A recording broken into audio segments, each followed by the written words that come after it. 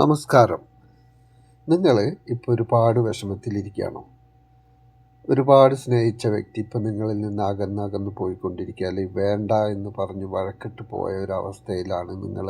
ആകെ മാനസികമായി തളർന്നിരിക്കുകയാണ് എന്നുണ്ടെങ്കിൽ അങ്ങനെ തളർന്നിരിക്കേണ്ട ആവശ്യമില്ല. ആ വ്യക്തികളെ തിരിച്ച് നിങ്ങളിലേക്ക് തന്നെ കൊണ്ടുവരിക എന്നുള്ളതാണ്. അത് എങ്ങനെയാണെന്ന് നിങ്ങൾക്ക് അറിയണമെങ്കിൽ ഇതിൻ്റെ അവസാനം കാണുന്ന വാട്സപ്പ് നമ്പറിൽ മെസ്സേജ് ചെയ്യാം. അതിൽ നിന്ന് ആ കാര്യങ്ങൾ മനസ്സിലാക്കി നിങ്ങൾ കൃത്യമായിട്ട് അതേപോലെ ചെയ്യുകയാണെന്നുണ്ടെങ്കിൽ ഉറപ്പായിട്ടും നിങ്ങളിൽ നിന്ന് അകന്നു പോയവരെ നിങ്ങളിലേക്ക് തന്നെ തിരികെ കൊണ്ടുവരാൻ പറ്റും. അത് ഓരോ വ്യക്തികൾക്കും ഓരോ കാരണങ്ങളായിരിക്കും. എല്ലാവർക്കും ഒരേ കാരണം ആയിരിക്കില്ല. വ്യക്തികൾക്ക് വ്യത്യസ്ത കാരണങ്ങളിലായിരിക്കും ഇവരകന്നു പോയിട്ടുണ്ടാവുക. അത് ചിലത് തേർഡ് പാർട്ടി കാരണമായിരിക്കാം, ചിലത് മറ്റെന്തെങ്കിലും തെറ്റിദ്ധാരണകളോ അതല്ലെങ്കിൽ സാമ്പത്തിക ഇടപാടിൻ്റെ പേരിലോ അങ്ങനെ മറ്റ് പല വിഷയങ്ങളും അതിൻ്റെ ഒരു കാരണമായിട്ട് വരും. അപ്പം അങ്ങനെ ആ കാരണങ്ങൾ എന്താണെന്ന് മനസ്സിലാക്കി അതിനനുസരിച്ചുള്ള കാര്യങ്ങളാണ് നിങ്ങൾക്ക് ആ മെസ്സേജ് ചെയ്താൽ മനസ്സിലാക്കാൻ കഴിയുക.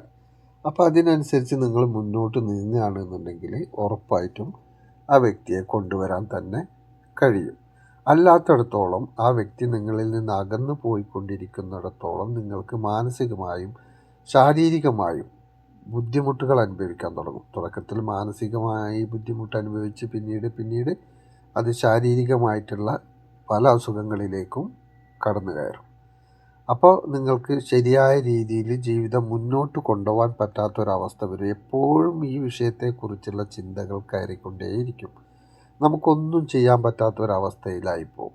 ഏത് സമയവും ആ വ്യക്തിയെക്കുറിച്ചുള്ള ചിന്തകൾ വന്നുകൊണ്ടേയിരിക്കും. എന്നാലും എന്തുകൊണ്ട് എന്നോട് ഇങ്ങനെ ചെയ്തു, എത്ര സ്നേഹത്തോടെ ആയിരുന്നു എന്നോട് സംസാരിച്ചിരുന്ന് പെരുമാറിയിരുന്നു, പിന്നെ പെട്ടെന്ന് എന്ത് തെറ്റെൻ്റെ ഭാഗത്തുനിന്നുണ്ടായി, അല്ലെങ്കിൽ അതൊക്കെ ക്ഷമിക്കാൻ പറ്റുന്ന തെറ്റുകളല്ലേ, എന്നിട്ടും ഇങ്ങനെയൊക്കെ പെരുമാറുന്നു ഞാൻ ഒരിക്കൽ പോലും മനസ്സിൽ കരുതിയില്ല. ഇങ്ങനെയുള്ള പല പല ചിന്തകൾ എപ്പോഴും ഊണിലും ഉറക്കത്തിലും ജോലി ചെയ്യുമ്പോഴും എല്ലാം അത് തന്നെ ആയിരിക്കും.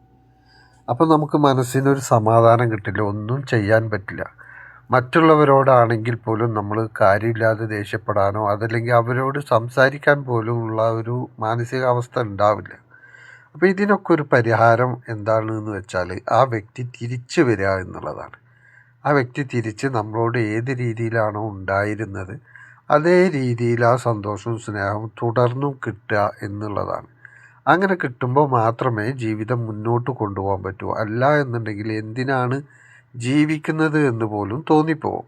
ആ ഒരു അവസ്ഥയിലും ആ ഒരു രീതിയിലും ചിന്തിക്കാൻ പോലും തുടങ്ങും. അപ്പോൾ അങ്ങനെ ചിന്തിക്കുന്നതിന് മുൻപ് അല്ലെങ്കിൽ അങ്ങനത്തെ ഒരു അവസ്ഥയിലേക്ക് പോകുന്നതിന് മുൻപ് ആ വ്യക്തിയെ നിങ്ങൾ പൂർണ്ണമായിട്ടും തിരിച്ച് നിങ്ങളിലേക്ക് തന്നെ കൊണ്ടുവരിക. കൊണ്ടുവന്നൊരിക്കലും നിങ്ങളിൽ നിന്ന് അകന്നു പോകാത്ത രീതിയിൽ ആ വ്യക്തിയെ നമ്മുടെ കൂടെ നിലനിർത്തുക. അത് നിലനിർത്താനൊക്കെ ഉള്ള വഴികളൊക്കെ ഉണ്ട്. ആ വഴികളിലൂടെ നിങ്ങൾക്ക് ആ വ്യക്തിയുടെ സ്നേഹം എന്നും നിലനിർത്താൻ പറ്റും. അത് നിലനിർത്തി കഴിയുമ്പോൾ മാത്രമേ നിങ്ങൾക്ക് സന്തോഷകരമായി മുന്നോട്ട് പോകാൻ പറ്റൂ. അല്ലാത്തിടത്തോളം കാലം ഞാൻ ആദ്യം പറഞ്ഞ പോലെ മാനസികമായും ശാരീരികമായും തളർന്നുകൊണ്ടേയിരിക്കും. അപ്പോൾ അങ്ങനെ ഒരു അവസ്ഥയിലേക്ക് ഒരിക്കലും പോകരുത്. പല കാരണങ്ങളാണ് മനുഷ്യർക്ക് തുടക്കത്തിലുള്ള സ്നേഹമൊക്കെ വിട്ടുപോകാൻ പിന്നീട് കാണിക്കുക പല കാരണങ്ങളാണ്.